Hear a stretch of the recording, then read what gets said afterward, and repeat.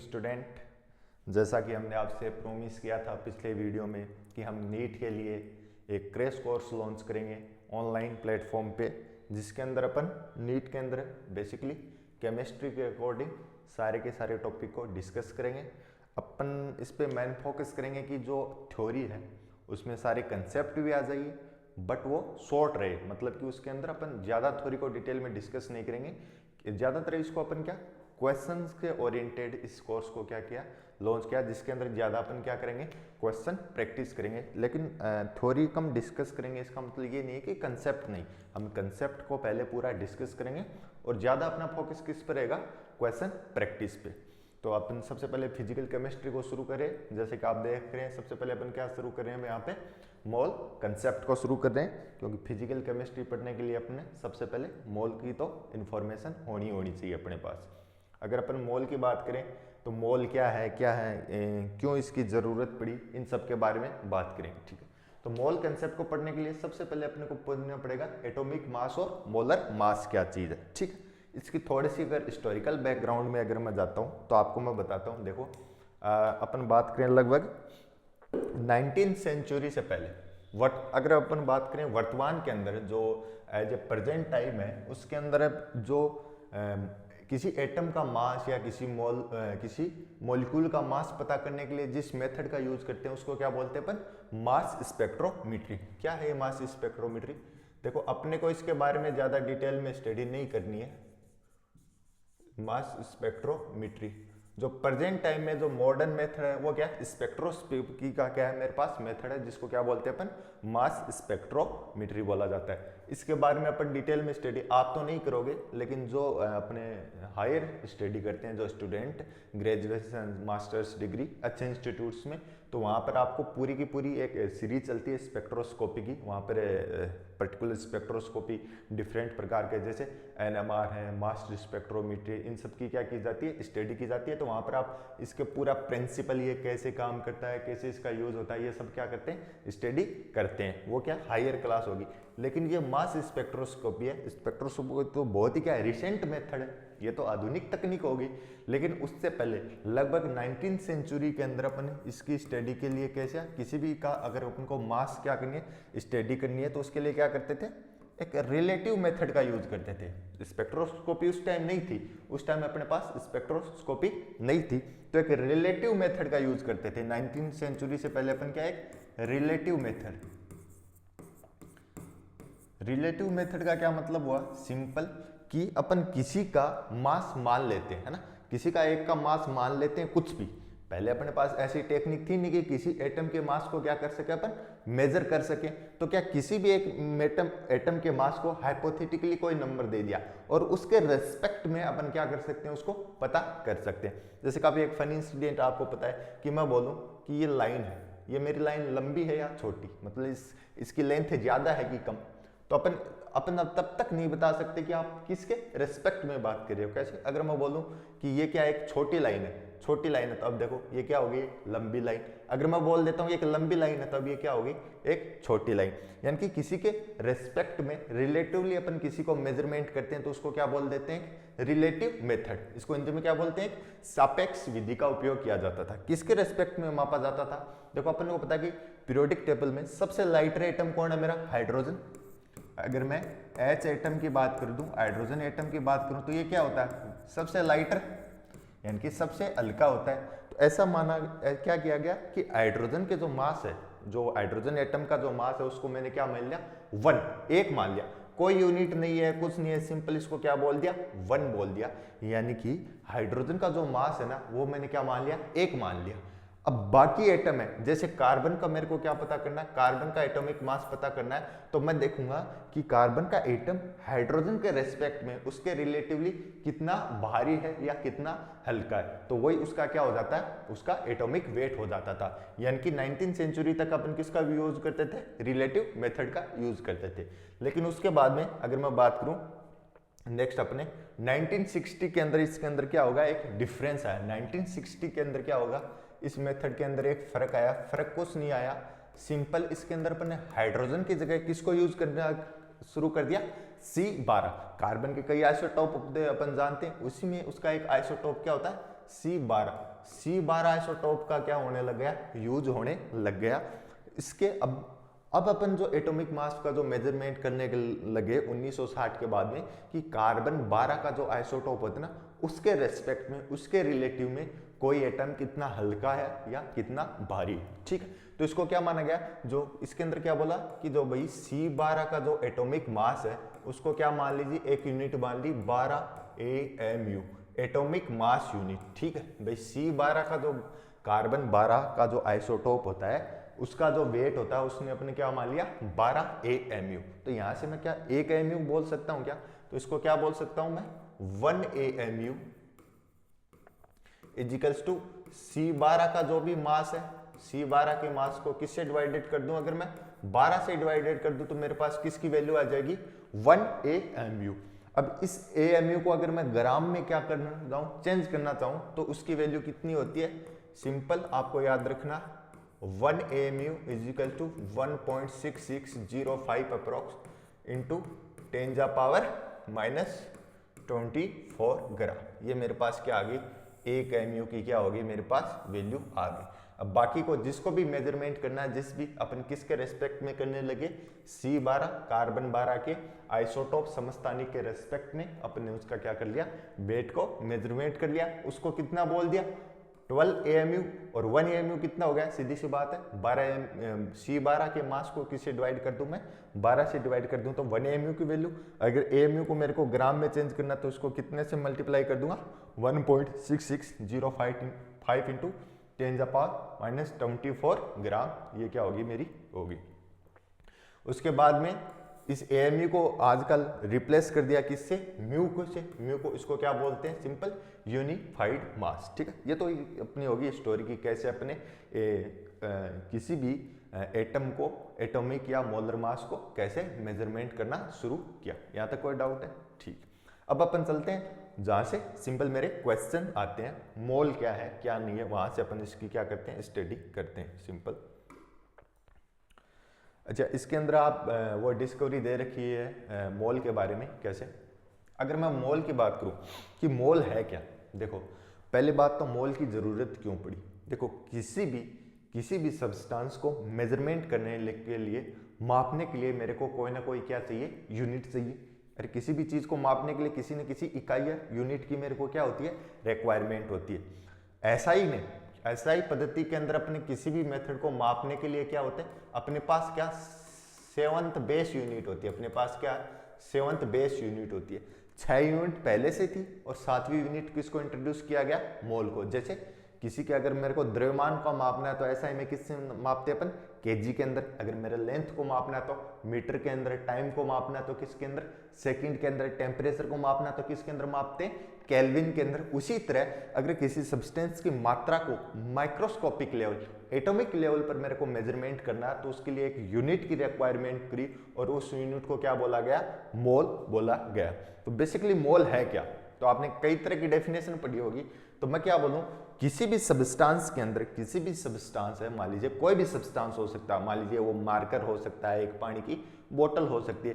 किसी भी सब्सटेंस के अंदर अगर एलिमेंट्री एंटाइटीज, जिसको हिंदी में क्या बोलते हैं, मूलभूत कणों की संख्या एक पर्टिकुलर नंबर है, जिसको क्या बोलते हैं, अवोगाद्रो नंबर, अगर उसके बराबर हो जाती है तो उस सब्सटेंस की उतनी मात्रा को क्या बोल दूंगा मैं, 1 मोल बोल दूंगा। जैसे कैसे, किसी भी सब्सटेंस के अंदर किसी, तो मोल क्या हो गया, एक एसआई पद्धति में, एसआई मेथड के अंदर किसी भी पदार्थ को मापने का क्या हो गया, मेरे मेथड हो गया मोल, सिंपल। ठीक है, तब देखो एनी सब्सटेंस, किसी भी सब्सटेंस के अंदर, अगर मेरे किसी भी सब्सटेंस के अंदर एलिमेंट्री एंटाइटी, मूलभूत कणों की संख्या, इसको मैं क्या बोल रहा हूं, एलिमेंट्री, मेरी एलिमेंट्री एंटाइटीज, मेरी एलिमेंट्री एंटाइटीज किसके इक्वल हो जाए, एक पर्टिकुलर नंबर हो गया, उसके बराबर हो जाते हैं, और उस नंबर की वैल्यू कितनी है, 6.023 इंटू 10⁻23। तो उसको क्या बोल देता हूं मैं, उस पदार्थ की उस मात्रा को क्या बोल दिया जाता है, सिंपल 1 मोल बोल दिया जाता है। कैसे, कोई भी सब्सटेंस है, कोई भी सब्सटेंस है, उसका 1 मोल कब बोलेंगा, अगर उस सब्सटेंस की एलिमेंट्री एंटाइटीज मूलभूत कणों की संख्या किसके बराबर, एक पर्टिकुलर नंबर कितना 6.023 इंटू 10⁻23 के बराबर हो जाती है, तो उसको उसका क्या बोल दिया जाता है, वन मोल बोल दिया जाता है। ठीक है, और ये जो नंबर है ये पर्टिकुलर नंबर किसके बराबर होता है, इसको एक नॉन न्यूमेरिकल वैल्यू किसके, अवोगाद्रो कांस्टेंट Na के बराबर हो जाती है, तो इसको क्या बोल दिया मैंने, अवोगाद्रो नंबर Na बोल दिया जाता है। जैसे समझना कैसे, मान लीजिए मेरे पास एक पानी की क्या बोतल है, ठीक है, अगर पानी की बोतल के अंदर मैं बात करूं कि उसके अंदर वाटर के मॉलिक्यूल से मिलकर बना हुआ है, भाई वाटर क्या, वाटर के बहुत सारे मॉलिक्यूल से मिलकर बना हुआ है, मैं बोलता हूं कि वन मोल ऑफ वाटर किसके बराबर होगा, भाई इसकी एलिमेंट्री एंटाइटीज कौन है, हाइड्रोजन और ऑक्सीजन, वो एक इसका मॉलिक्यूल होगा। अगर वाटर की वो अमाउंट, वो मात्रा जिसके अंदर H2O मॉलिक्यूल की संख्या किसके बराबर हो जाए 6.023, मतलब वो कितनी भी मात्रा हो सकती है, वो मात्रा जिसमें वाटर मॉलिक्यूल की संख्या अवोगाद्रो नंबर के क्या हो जाए, बराबर हो जाए, तो उसको मैं क्या बोल दूंगा, सिंपल 1 मोल बोल दूंगा, वो क्या हो जाएगा, उसका 1 मोल अमाउंट हो जाएगा। ठीक है, अब इसको एवोगाद्रो नंबर को Na को कैसे डिस्कवर किया गया, इसका भी क्या होता है, एक सिंपल मेथड होता है कि एवोगाद्रो नंबर को मैंने कैसे इसको डिस्कवर किया। ठीक है, ये अपने को कैसे पता चला कि एवोगाद्रो नंबर इतना ही होता है। ठीक है, उसको छोटा सा मैं रेफरेंस बता दूंगा, बाकी फिर अपन सीधे क्वेश्चन प्रैक्टिस करेंगे जहां को अपना इंपॉर्टेंट पार्ट है। ठीक है, अगर अपन बात करें, देखो मास स्पेक्ट्रोमीटरी में सबसे पहले अपने क्या, C12 कार्बन 12 हो ना, C12 आइसोटोप के एक एटम के वेट को, एटॉमिक वेट को कैलकुलेट किया, किसके द्वारा किया मैंने, मास स्पेक्ट्रोमीट्री के द्वारा क्या कर लिया, उसको मेजरमेंट कर लिया। उसकी वैल्यू कितनी होती है 1.99 इंटू 10⁻⁻23 ग्राम। ठीक, ये इसके एक एटम का भार हो गया, और मोलिकुलर वेट कितना होता है, इसके एक मोल का भार क्या होता है 12 ग्राम होता है, इसके एक मोल का भार कितना होता है 12 ग्राम। C12 के एक मोल का वेट क्या होगा, मोलिकुलर वेट कितना होता है 12 ग्राम। ठीक है, अगर इसमें 12 को इससे डिवाइड कर दूं तो नंबर ऑफ एंटिटीज, यानी कि एक मोल में अणुओं की संख्या आ जाएगी, और इसको डिवाइड करते हैं तो एग्जैक्टली ये वैल्यू किसके बराबर होती है, अवोगाद्रो नंबर के बराबर होती है। ठीक, अब तक अपन ने क्या पढ़ा, सिंपल मोल क्या है, एक एसआई पद्धति में पदार्थ की मात्रा को मापने की क्या एक इकाई है, एक मेथड है, उसको क्या बोल देते हैं, मोल। मोल किसको बोलते हैं, किसी भी सब्सटेंस के अंदर अगर एलिमेंट्री एंटिटीज की संख्या अवोगाद्रो नंबर 6.023 इंटू 10⁻23 के बराबर हो जाती है, तो उस सब्सटेंस की उस मात्रा को क्या बोल देता हूं मैं, सिंपल 1 मोल या 1 मोल बोल देता हूं। ठीक, ये सब अपना हो गया बेसिक पार्ट। अब अपन देखते हैं कि मोल को कैसे कैसे कैलकुलेट कर सकते हैं, और अपने एग्जाम में इससे किस किस तरह से क्वेश्चन बन सकते हैं। ठीक है, अगर मैं इसके अंदर बात करूं तो सबसे पहले मोल को पता करने का मेथड हो गया कि मोल को अपन कैसे कैसे कैलकुलेट कर सकते हैं। इसके अंदर देखना, सबसे पहले एक बात आप देखना, यूनिट कन्वर्जन थोड़ा सा इसके अंदर अपन देख लेते हैं, जो कि काफी पूरी केमिस्ट्री के अंदर अपने को काम आएगा। अपने को पता है कि कोई भी एलिमेंट है X, ठीक है, ये इसका क्या होता है एटॉमिक नंबर, और ये क्या होती है इसकी, इसको मान लीजिए Z, इसको क्या बोल देता हूं मैं, एटॉमिक नंबर Z, और ये इसका क्या होता है मास नंबर, है ना, जिसको हिंदी में क्या बोलते हैं, द्रव्यमान संख्या। ठीक है, जब AMU है 1 AMU को अगर मेरे को ग्राम में चेंज करना है तो 2-4 इंटर कन्वर्जन आपको याद रखना कि 1 AMU किसके इक्वल टू होता है, 1 AMU is equals to 1.67 into 10⁻⁻24 gram. अगर मेरे को AMU में ग्राम में चेंज करना है तो क्या करना है, इसका यूज करना है। दूसरी बात इसके अंदर ये याद रखना आपको, अगर मैं AMU है इस AMU को किससे मल्टीप्लाई कर दूं, अवोगाद्रो नंबर से मल्टीप्लाई कर दूं, तो वो भी किसके बराबर हो जाएगा, ग्राम के बराबर हो जाएगा। आपको याद करके भी देख सकते हो, 1.67 इंटू 10⁻⁻24 को मल्टीप्लाई कर दो अवोगाद्रो नंबर 6.023 इंटू 10⁻23, तो इसकी वैल्यू लगभग क्या हो जाती है 1 के बराबर हो जाती है, और वो किस में चेंज हो जाता है, ग्राम के अंदर। यानी कि AMU को अगर मैं अवोगाद्रो नंबर से मल्टीप्लाई कर दूं तो वो किसके बराबर हो जाता है, मेरे ग्राम के बराबर हो जाता है। अभी तक जो नहीं पढ़ा, समझ में नहीं आया, आ गया होगा वैसे तो, लेकिन अगर अपन को क्वेश्चन के रेस्पेक्ट में बात करें तो यहाँ से अपने को पर्टिकुलर याद रखना है। क्या, अगर एएमयू को मेरे को किस में चेंज करना है, ग्राम में, तो 1.67 इंटू 10⁻24 से मल्टीप्लाई कर दूंगा मैं इसको, इजिकल्स टू, और एएमयू इंटू एनए का मल्टीप्लाई किसके बराबर होता है, मेरा ग्राम के बराबर होता है। ठीक, अब मोल पता करने कैसे कैसे, एक तो मेरे को पता क्या कि 1 मोल सब्सटेंस जिसके नंबर ऑफ एलिमेंट्री एंटिटी किसके बराबर हो, और एलिमेंट्री एंटिटीज किसके बराबर होंगी, जो मेरे पास क्या है, सब्सटेंस है। जैसे वाटर है तो वाटर के मॉलिक्यूल हो जाएंगे, मैंने बोल दिया कि 1 मोल मार्कर, तो इसकी एक एलिमेंट्री एंटिटी क्या हो गया, मार्कर, इसके अंदर नंबर ऑफ मार्कर Na के बराबर हो जाए तो उसको क्या बोल दूंगा मैं, 1 मोल बोल दूंगा। ठीक है, अब देखो इसके अंदर, ठीक है, ये समझ में आ गया। अब अपने को मोल कैसे कैसे पता कर सकते हैं, यानी कि अपने को मोल को किस क्वेश्चन के अंदर किस किस प्रकार से मोल को क्या कर सकता हूं मैं, कैलकुलेट कर सकता हूं। सिंपल, एक तो जब भी नंबर यानी कि संख्या किसकी, नंबर ऑफ एलिमेंट्री एंटिटीज, मूलभूत कणों की संख्या, ये नंबर ऑफ एटम हो सकते हैं, नंबर ऑफ आयन हो सकते हैं, मतलब जिस भी पदार्थ से, जो भी मूलभूत कण हो जिससे मिलकर वो पदार्थ क्या है, बना हुआ, जो मैटर हो, जिन एलिमेंट्री एंटिटीज से मिलकर बना हुआ, उनकी संख्या दे रखी हो मेरे को, तो उस संख्या को, नंबर को मैं किससे डिवाइडेड कर दूं, अवोगाद्रो नंबर से। सीधी सी बात है भाई, मोल किसके बराबर होता है, उसमें जब नंबर ऑफ एंटिटीज किसके बराबर हो जाए, अवोगाद्रो नंबर के बराबर हो जाए, तो अवोगाद्रो नंबर को किससे, उस संख्या को Na से डिवाइड कर दूं तो वो भी क्या बन जाएगा, मेरा मोल बन जाएगा। दूसरा मेथड किसके लिए यूज करते हैं अपन मोल पता करने के लिए, अगर मेरे को किसी भी वेट दे रखा हो और वो किस में होना चाहिए, वेट क्या हो, ग्राम में, उसको उसके मोलिकुलर वेट से अगर मैं डिवाइड कर दूं तो भी क्या बन जाता है, वो मोल बन जाता है। यानी कि वेट को किससे डिवाइड कर दिया जाए, मोलिकुलर वेट से, तो भी क्या बन जाता है, मोल बन जाता है। दूसरा, अगर गैस दे रखी हो, है ना, गैस का एसटीपी पर क्या दे रखे हो, मेरे को वॉल्यूम दे रखा हो, और ये याद रखना वो किस में होना चाहिए, लीटर में। अगर लीटर में नहीं है तो उसको लीटर में कन्वर्ट कर लूंगा मैं, लीटर को उसको किससे डिवाइड कर दूं मैं, 22.4 से डिवाइड कर दूं, तो ये भी मेरा क्या बन जाएगा, वहां पे मोल बन जाएगा।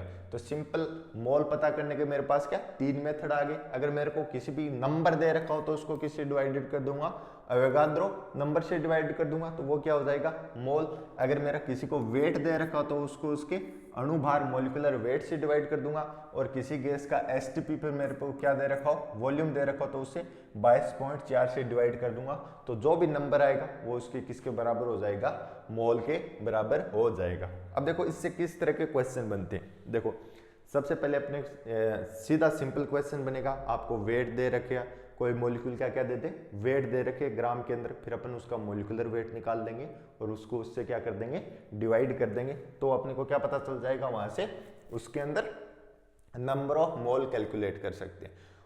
दूसरा, नंबर से मोल निकलवा सकता है, और एसटीपी पर किसी गैस का वॉल्यूम यानी कि आयतन दे के आपको क्या निकलवाया जा सकता है, मोल निकलवाया जा सकता है। अपन क्वेश्चन देखते हैं, एक बड़ा क्वेश्चन करते हैं जिसमें सारी टाइप के क्वेश्चन आ जाए और उसको देखते हैं। जैसे फर्स्ट क्वेश्चन इसके अंदर अपन ट्राई करते हैं, क्वेश्चन किस तरह से पता चलेगा।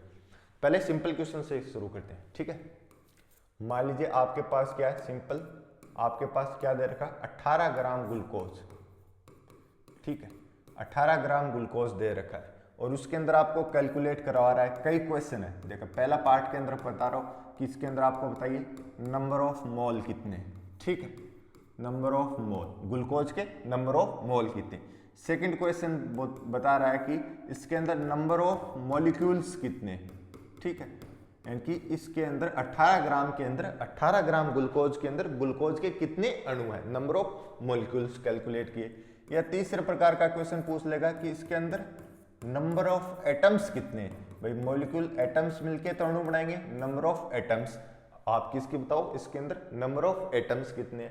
अगला पार्ट इसके अंदर ये पूछ लेगा कि स्पेशल एटम का नाम दे देगा कि इसमें कार्बन के कितने एटम है, ऑक्सीजन के कितने एटम है, हाइड्रोजन के कितने एटम। जैसे अपन सिंपल ले ले नंबर ऑफ, अब कार्बन के एटम, नंबर ऑफ कार्बन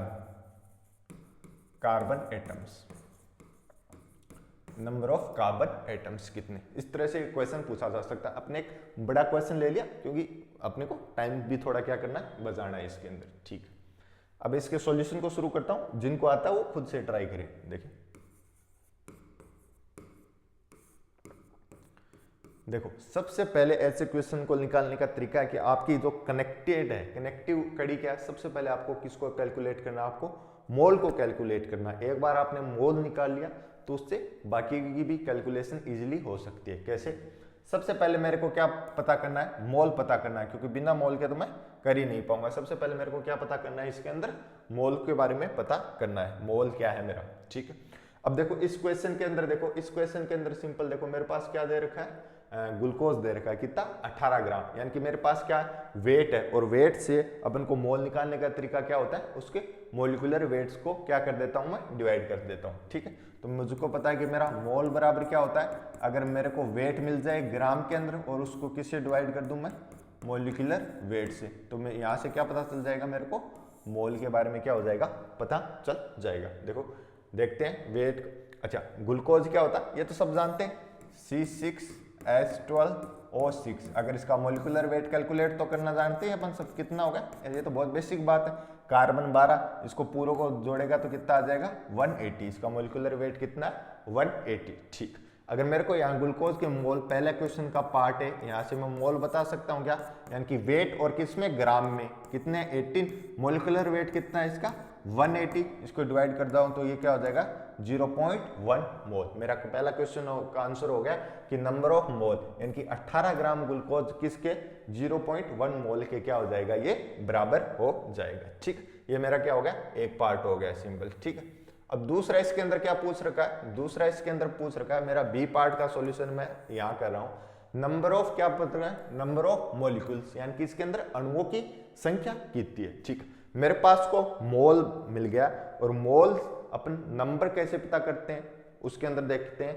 तो मोल बराबर क्या होता है, अपने पहले लिख चुका ना, नंबर को किससे डिवाइड कर दूं मैं, अवोगाद्रो नंबर से डिवाइड कर दूं तो अभी क्या आ जाता है मेरा मोल। अब मैंने क्या कर लिया, कैलकुलेट कर लिया, कितना 0.1 नंबर, यानी कि अणुओं की संख्या, नंबर ऑफ मॉलिक्यूल मेरे से पूछ रखी है, तो नंबर ऑफ मॉलिक्यूल, भाई ग्लूकोज का एक मोल किससे बना है, ग्लूकोज के बहुत सारे अणुओं से मिलकर ही तो बना है।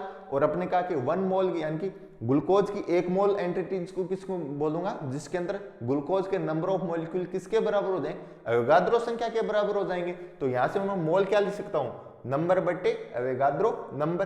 तो मोल पता कर लिया मैंने कितना 0.1, इसको नंबर्स को अवोगाद्रो नंबर से डिवाइड कर दूं, यहां से मेरे को क्या चाहिए, नंबर, क्रॉस मल्टीप्लाई, तो नंबर ऑफ मॉलिक्यूल्स कितने आ जाएंगे। अच्छा ये मॉलिक्यूल की संख्या आएगी ना, क्योंकि ग्लूकोज क्या है, कार्बन, हाइड्रोजन और ऑक्सीजन से मिलकर बना हुआ एक मॉलिक्यूल है ना मेरा सिंपल। तो नंबर किसके बराबर हो जाएंगे, इसको 0.1 को किससे, अवोगाद्रो नंबर 6.023 इंटू 10⁻23, इसको अगर कैलकुलेट करते हैं तो कितना आ जाएगा 6.023 इंटू 10⁻22, ये क्या हो जाएगा हमारे नंबर ऑफ मॉलिक्यूल आ गए। ठीक, ये दूसरा आंसर हो गया मेरा इसी में। ठीक है, इसी के अंदर अगला पार्ट देखें कि अब सी में क्या पूछ रहा है कि number of atoms, number of atoms. देखो एक 0.1 मोल ग्लूकोज के अंदर ग्लूकोज के अणुओं की संख्या इतनी आ गई है, ना कि परमाणु, क्योंकि ग्लूकोज के अंदर अपन नंबर ऑफ एटम्स की बात करें, अणु हो गए। देखो ग्लूकोज के एक अणु में परमाणु की संख्या मैं गिन के बता सकता हूं क्या, ग्लूकोज क्या होता है C6H12O6। ठीक, इसके एक अणु में परमाणु कितने, एटम्स कितने, 6 एटम कार्बन के, 12 हाइड्रोजन के और 6 ऑक्सीजन के, कितने हो जाएंगे 24 एटम्स। यानी कि इसके एक अणु में परमाणुओं की संख्या कितनी है 24, और इतने परमाणुओं में कितनी हो जाएगी, इसको 24 से सीधा सिंपल मल्टीप्लाई कर दूं, सिंपल मेथ है। तो नंबर ऑफ एटम कितनी हो जाएंगे, 24 को मल्टीप्लाई कर दूं किससे, 6.023 इंटू 10⁻22, ये इसके अंदर क्या हो गए, नंबर ऑफ एटम्स की जानकारी अपने को यहां से मिल गई। इसका नेक्स्ट पार्ट क्या पूछ रखा है, नंबर ऑफ कार्बन एटम, क्या है, नंबर ऑफ कार्बन एटम। अगर नंबर ऑफ कार्बन एटम की मैं बात करूं, यहां पर देखो नंबर ऑफ किसकी बात करूं मैं, कार्बन एटम।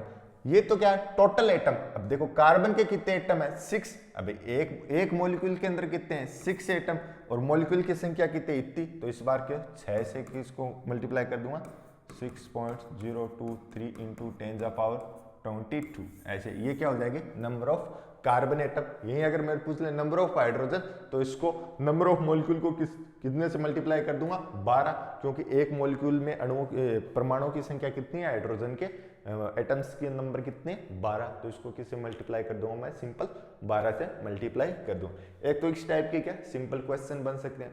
दूसरी बार क्या की कई बार आपसे न्यूट्रॉन, प्रोटॉन, इलेक्ट्रॉन इनकी भी क्या करवाई जा सकती है, कैलकुलेशन करवाई जा सकती है। ठीक है, एक और टाइप का इसके अंदर पहले क्वेश्चन देखते हैं। जैसे क्वेश्चन अपने से ट्राई करना, देखिए आप कर सकते हैं क्या। ठीक है, वीडियो को पॉज करो और पहले क्वेश्चन को ट्राई करो। ठीक है, मैंने कहा कि 500 ml वाटर में number of molecules, number of molecules of water,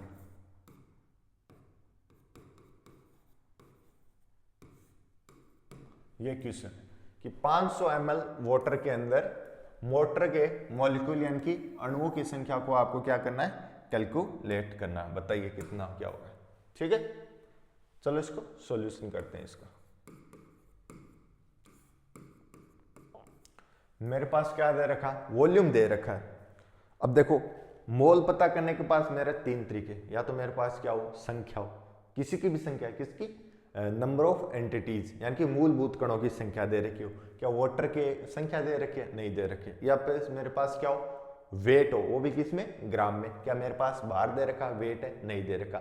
या एसटीपी पर किसी गैस का क्या दे रखा हो, मेरे को वॉल्यूम दे रखा हो। लेकिन मेरे को क्या वॉल्यूम तो दे रखा, लेकिन आपको पता है कि वाटर की डेंसिटी अपन सब जानते हैं। ठीक है, डेंसिटी कितनी होती है वाटर की, वाटर की डेंसिटी क्या होती है, 1 ग्राम 1 ग्राम पर ml।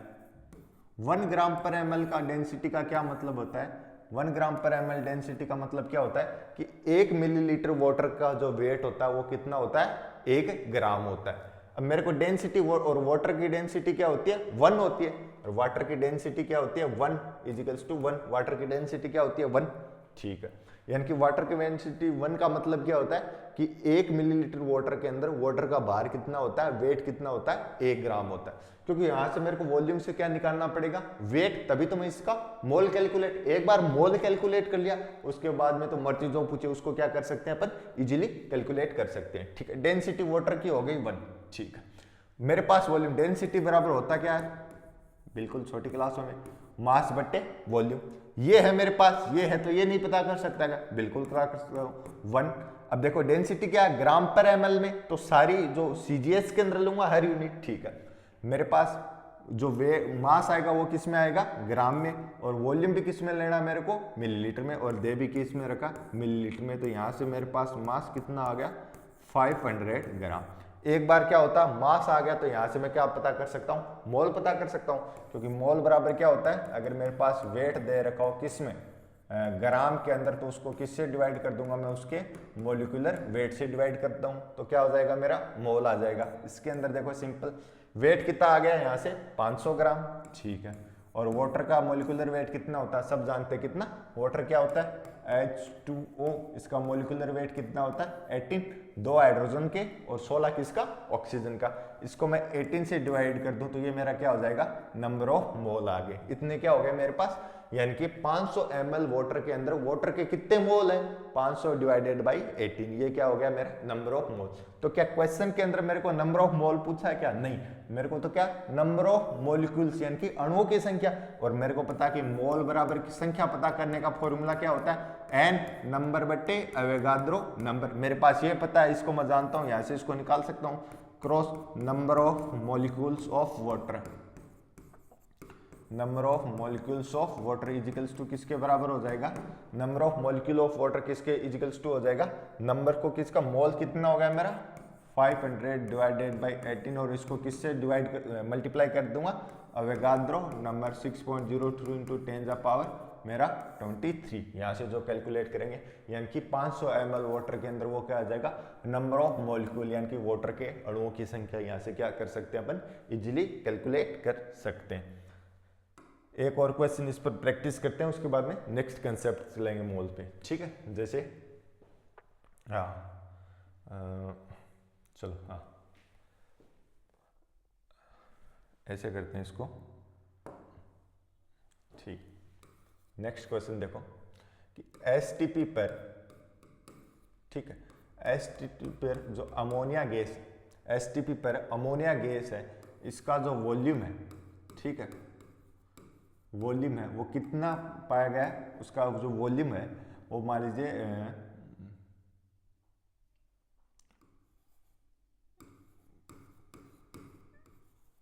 2400 मिलीलीटर क्या गया पाया गया। देखो एसटीपी पर किसी अमोनिया गैस के आयतन को मेजरमेंट किया तो वो कितना पाया गया, 22,400 मिलीलीटर पता है, इतना मिला। तो कह रहा है कि क्वेश्चन कह रहा है तो अपने को इतना मिला, ठीक है। कैलकुलेट क्या करना है, क्वेश्चन क्या बोल रहा है, कैलकुलेट नंबर ऑफ न्यूट्रॉन्स। तो आप बताओ कि इस इतने वॉल्यूम, इस 22,400 मिलीलीटर वॉल्यूम के अंदर अमोनिया के कितने न्यूट्रॉन, नंबर ऑफ न्यूट्रॉन्स कितने क्या होंगे, उसके अंदर न्यूट्रॉन्स कितने, ये अपने को क्या करना है, सिंपली कैलकुलेट करना है। कैसे करेंगे, वही तरीका। सबसे पहले क्या जुगाड़ करना है, सबसे पहले मेरे को क्या निकालना है, इसके अंदर मोल निकालना है। एक बार अगर मैंने मोल को कैलकुलेट कर लिया तो इजीली कोई भी जानकारी यहाँ से पता कर सकता हूँ। सबसे पहले क्या निकालूंगा, मोल।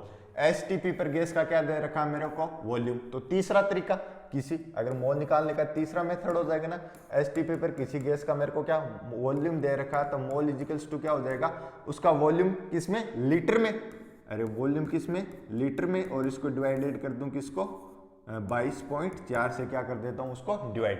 अब मिलीलीटर को लीटर में तो बदल सकता हूँ, उसको कितने से डिवाइड कर दूंगा, 1000 से। तो ये कितना हो जाएगा, या 3, तो यानी कि 22.4 क्या हो गया लीटर, वॉल्यूम कितना हो गया 22.4 लीटर, और इसको डिवाइड किसने कर दिया 22.4 से, तो क्या आ गया मेरा 1 मोल आंसर आ गया। यहाँ से क्या हो गया मेरा का 1 मोल आ गया, ठीक है। एक बात और देखना, 22,400 मिलीलीटर को लीटर में बदलना तो कोई मुश्किल है नहीं ना। लीटर, 1 लीटर में कितने मिलीलीटर होते हैं, 1000, तो इसको 1000 से डिवाइड कर दिया तो कितना बन गया 22.4, और 22.4 को 22.4 से डिवाइड कर दूंगा तो क्या आ जाएगा मेरा 1 मोल आ गया। सिंपल, यहाँ से मेरे को मोल पता चल गया। लेकिन क्या मेरे पास क्वेश्चन के अंदर मोल कैलकुलेट करना नहीं, इसके अंदर आपको नंबर ऑफ न्यूट्रॉन्स, यानी कि इसके अंदर नंबर ऑफ न्यूट्रॉन्स। तो सबसे पहले तो क्या मैं क्या पता कर लूं, अमोनिया के क्या कर लूं, अमोनिया के नंबर ऑफ मॉलिक्यूल का पता कर लूं, यानी कि अमोनिया के इस इतने मोल के अंदर अमोनिया के कितने क्या मॉलिक्यूल, फिर अमोनिया के एक मॉलिक्यूल के अंदर न्यूट्रॉन पता कर लूं, और फिर उसको नंबर ऑफ मॉलिक्यूल से क्या कर दूं, मल्टीप्लाई कर दूं। सिंपल मैथमेटिक्स है ना। कैसे, अरे नंबर ऑफ मोल कैसे, मोल से नंबर ऑफ मॉलिक्यूल कैसे निकालते हैं, तो मोल बराबर क्या होता है, काफी बार कर लिया ना ये क्वेश्चन। तो नंबर से अगर मेरे को पता करना तो उसको किससे डिवाइड कर दूं, एवोगाद्रो नंबर से डिवाइड कर दूं। यहाँ क्या 1 नंबर मेरे को पता करना है, और एवोगाद्रो 6.023 इंटू 10⁻23। तो यहाँ से मेरे पास नंबर ऑफ अमोनिया के मॉलिक्यूल की संख्या कितनी आ गई, 6.023 इंटू 10⁻23। क्या क्वेश्चन पूरा हो गया, नहीं। अभी तो अपने क्या नंबर ऑफ मॉलिक्यूल मेरे को तो बताने क्या है, न्यूट्रॉन्स बताने, ठीक है। अब मेरे को इतना पता चल गया कि 1 मोल के अंदर अमोनिया के इतने मॉलिक्यूल है। अब मैं ये पता कर लूंगा कि अमोनिया के 1 मॉलिक्यूल के अंदर कितने न्यूट्रॉन है, और 1 मॉलिक्यूल के अंदर न्यूट्रॉन, तो इतने मोल के अंदर कितने, तो उतने अणु, 1 मोल में इतने अणु, 1 अणु में इतना क्या, 1 मोल के अंदर इतने मॉलिक्यूल, और 1 मॉलिक्यूल के अंदर मान लीजिए x न्यूट्रॉन, तो इतने मोल के अंदर नंबर ऑफ न्यूट्रॉन, इसको नंबर ऑफ मोल से क्या कर दूंगा मैं, मल्टीप्लाई कर दूंगा। कैसे देखना इसके ठीक है। अगर मैं बात करूं अमोनिया के 1 मॉलिक्यूल के अंदर नंबर ऑफ न्यूट्रॉन कैसे, अब नाइट्रोजन कितना होता है N70, ठीक। अब ये क्या होता है, द्रव्यमान संख्या, मास नंबर, ये कितने होते हैं, प्रोटॉन प्लस न्यूट्रॉन, और ये क्या होता है, परमाणु क्रमांक बोले तो Z नंबर ऑफ इलेक्ट्रॉन के बराबर, और अपने न्यूट्रल एटम में नंबर ऑफ प्रोटॉन किसके बराबर होते हैं, नंबर ऑफ इलेक्ट्रॉन के। तो ये कितना हो जाए 14, ये बराबर कितना 14, और प्रोटॉन की संख्या कहां से पता चली, क्योंकि अमोनिया के नाइट्रोजन क्या न्यूट्रल, और न्यूट्रल एटम में जितने मेरे इलेक्ट्रॉन होते हैं उतने क्या होते हैं प्रोटॉन। तो इलेक्ट्रॉन कितने हैं 7, न्यूट्रॉन की संख्या 14, तो नंबर ऑफ न्यूट्रॉन कितने हो गए 7। ये तो सिर्फ नाइट्रोजन के न्यूट्रॉन, मेरे को तो पूरे मॉलिक्यूल के अंदर न्यूट्रॉन, तो हाइड्रोजन के भी पता करना पड़ेंगे। हाइड्रोजन कितना होता है मेरा 1H1, यानी कि न्यूट्रॉन प्लस प्रोटॉन किसके बराबर है 1, और प्रोटॉन कितने, ये इलेक्ट्रॉन की संख्या कितनी है, एक, और न्यूट्रल एटम है तो प्रोटॉन भी एक, तो 1 + 0 बराबर 1 होएगा ना। तो नंबर ऑफ न्यूट्रॉन हाइड्रोजन में क्या हो गए, 0, क्योंकि हाइड्रोजन के अंदर मेरे पास कोई न्यूट्रॉन है नहीं। तो टोटल न्यूट्रॉन अमोनिया के अंदर न्यूट्रॉन्स की संख्या कितनी होगी मेरे पास, 7 होगी। अब देखो इसके अंदर ये क्या आई है मेरे पास, 7 क्या है अमोनिया के एक मॉलिक्यूल के अंदर न्यूट्रॉन की संख्या, और मेरे को तो किस में बतानी है, 22.4 मिलीलीटर में न्यूट्रॉन। तो 22.4 मिलीलीटर में मोल कितना, एक, अणुओं की संख्या कितनी, अवोगाद्रो संख्या के बराबर, और एक मॉलिक्यूल में न्यूट्रॉन कितने, 7, तो इतने में इतने से मल्टीप्लाई कर दूं तो नंबर ऑफ न्यूट्रॉन्स क्या हो जाएंगे मेरे, number of neutrons is equals to 7 को मल्टीप्लाई कर दूं, ये नंबर ऑफ मॉलिक्यूल जो कि क्या होते हैं 6.03 × 10⁻23, तो ये क्या हो जाएंगे number of neutrons. Thank you.